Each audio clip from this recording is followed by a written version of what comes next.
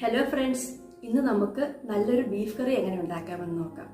ചോറിൻ്റെയും ചപ്പാത്തിയുടെയും അപ്പത്തിൻ്റെയും ഒക്കെ കൂടെ കഴിക്കാൻ പറ്റിയ നാടൻ രീതിയിലുള്ള ബീഫ് കറി. ഞാൻ Isha, welcome to my channel the coffee mug. Beef curry ഉണ്ടാക്കുന്നതിന് ആദ്യം നമുക്ക് കുറച്ച് പൊടികളൊന്ന് മൂപ്പിച്ചെടുക്കണം. ഒരു ഫ്രൈയിങ് പാനിലേക്ക് 1/4 ടീസ്പൂൺ മഞ്ഞൾപ്പൊടി, 2 ടീസ്പൂൺ കാശ്മീരി മുളക് പൊടി, 2 ടേബിൾ സ്പൂൺ മല്ലിപ്പൊടി ഇവ ചേർത്ത് ലോ ഫ്ലെയിമിൽ തുടർച്ചയായി ഇളക്കി കൊടുത്തുകൊണ്ടൊന്ന് മൂപ്പിച്ചെടുക്കാം. ബീഫ് വേവിക്കുമ്പോൾ സാധാരണ ഞാൻ പൊടികൾ ഇങ്ങനെ മൂപ്പിച്ചിട്ടാണ് ചേർക്കാറ്. പൊടികൾ മൂത്തതിൻ്റെ മണം വരുമ്പോൾ തീ ഓഫ് ചെയ്യാം. പൊടികൾ തീയിൽ നിന്ന് മാറ്റാം. ഇനി നമുക്ക് ബീഫ് വേവിച്ചെടുക്കാം. അതിന് ഞാനിവിടെ ബീഫ് നന്നായി കഴുകി വൃത്തിയാക്കി വെള്ളമൊക്കെ വാർത്തെടുത്തിട്ടുണ്ട്. വൃത്തിയാക്കിയതിന് ശേഷം 1 കിലോ തൂക്കമുണ്ട്. ഇത് പ്രഷർ കുക്കറിലേക്ക് ഇട്ട് കൊടുക്കാം.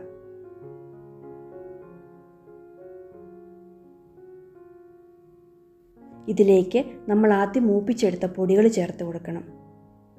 ഇതിൻ്റെ കൂടെ തന്നെ 1.5 ടീസ്പൂൺ ചതച്ച വെളുത്തുള്ളി, 1.5 ടീസ്പൂൺ ചതച്ച ഇഞ്ചി, 2 തണ്ട് കറിവേപ്പില, 1 ടീസ്പൂൺ ഉപ്പ് എന്നിവ ചേർത്തിട്ട് നന്നായി ഒന്ന് മിക്സ് ചെയ്തെടുക്കണം. ഇതിലേക്ക് എക്സ്ട്രാ വെള്ളമൊന്നും ചേർക്കേണ്ട ആവശ്യമില്ല. വേവുന്നതിനുള്ള വെള്ളം ബീഫിൽ നിന്ന് തന്നെ ഇറങ്ങി വന്നുകൊള്ളും. ഇനി അടച്ചു വെച്ച് ഇറച്ചി നന്നായി വേവിച്ചെടുക്കണം. ബീഫ് വേവിച്ചെടുക്കുന്ന സമയം കറക്റ്റ് പറയാൻ പറ്റില്ല കേട്ടോ. ഇറച്ചിയുടെ മൂപ്പനുസരിച്ച് വേവിൽ വ്യത്യാസം വരാം. ഇനി ഒരു പാനിലേക്ക് 3 ടേബിൾ സ്പൂൺ വെളിച്ചെണ്ണ ഒഴിച്ച് ചൂടാക്കിയെടുക്കാം.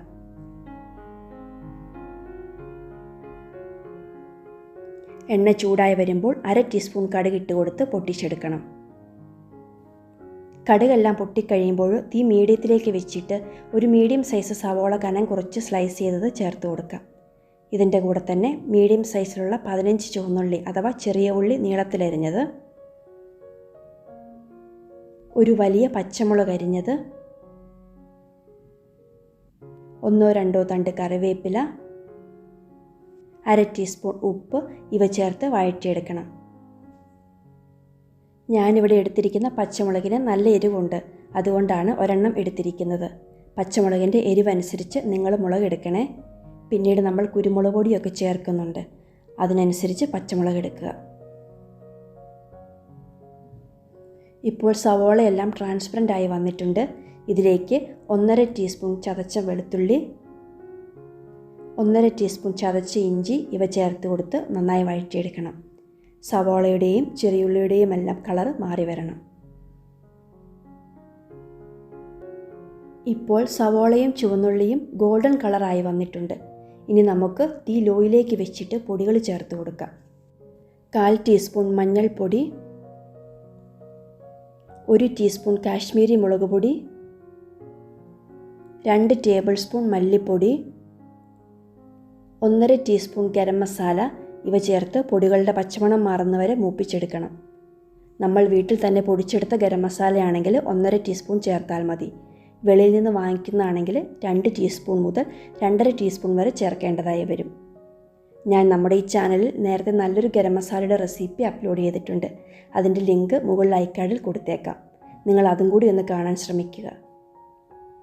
ഇപ്പോൾ പൊടികളൊക്കെ മൂത്ത് വന്നിട്ടുണ്ട്. ഇനി നമുക്കിതിലേക്ക് വേവിച്ച് വെച്ചിരിക്കുന്ന ബീഫ് അതിലെ വെള്ളത്തോടു കൂടി തന്നെ ഒഴിച്ചു കൊടുക്കാം. ബീഫ് നന്നായി വെന്ത് കിട്ടിയിട്ടുണ്ട്. ഹൈ ഫ്ലെയിമിൽ 1 വിസിലും ലോ ഫ്ലെയിമിൽ 7 വിസിലും വന്നപ്പോഴാണ് എനിക്ക് ഇറച്ചി വെന്ത് കിട്ടിയത്. ഞാൻ എടുത്തിരിക്കുന്ന ബീഫ് കുറച്ച് മൂപ്പ് കൂടുതലായിരുന്നു. അതുകൊണ്ട് കൂടുതൽ വേവിക്കേണ്ടി വന്നു. ഇനി കറിക്ക് എന്തോരം ഗ്രേവി ആവശ്യമുണ്ടോ അതിനനുസരിച്ച് ചൂടുള്ള വെള്ളം ഒഴിച്ചു കൊടുക്കണം. ഞാനിവിടെ അളവ് കപ്പിന് 1/4 കപ്പ് ചൂടുവെള്ളം ഒഴിച്ചു കൊടുത്തിട്ടുണ്ട്. നന്നായി യോജിപ്പിച്ചെടുക്കാം. ബീഫ് വെന്തപ്പോൾ വന്ന വെള്ളവും കൂടി നോക്കിയിട്ട് നിങ്ങൾക്ക് ആവശ്യമുള്ള ഗ്രേവിക്ക് അനുസരിച്ച് വെള്ളം ചേർത്ത് കൊടുത്താൽ മതി കേട്ടോ. നന്നായി യോജിപ്പിച്ചെടുത്തിട്ടുണ്ട്. ഇനി നമുക്ക് ഇവയിൽ ഉപ്പൊന്ന് നോക്കാം. സ്വല്പം കുറവുണ്ട്. ഒരു 1/4 ടീസ്പൂൺ ഉപ്പും കൂടി ചേർക്കുകയാണ്. ഇനി അരപ്പെല്ലാം ഇറച്ചിയിലേക്ക് യോജിച്ച് കിട്ടുന്നതിന് വേണ്ടി ഇവ തിളച്ച് വരുമ്പോൾ മൂടി വെച്ച് ഒരു 10 മിനിറ്റും കൂടി കുക്ക് ചെയ്യണം. ഈ സമയത്ത് തീ ലോ ഫ്ലെയിമിൽ വെക്കാം കേട്ടോ. ഇപ്പോഴൊരു 10 മിനിറ്റ് ആയിട്ടുണ്ട്. എണ്ണയൊക്കെ തെളിഞ്ഞ് വന്നിട്ടുണ്ട്.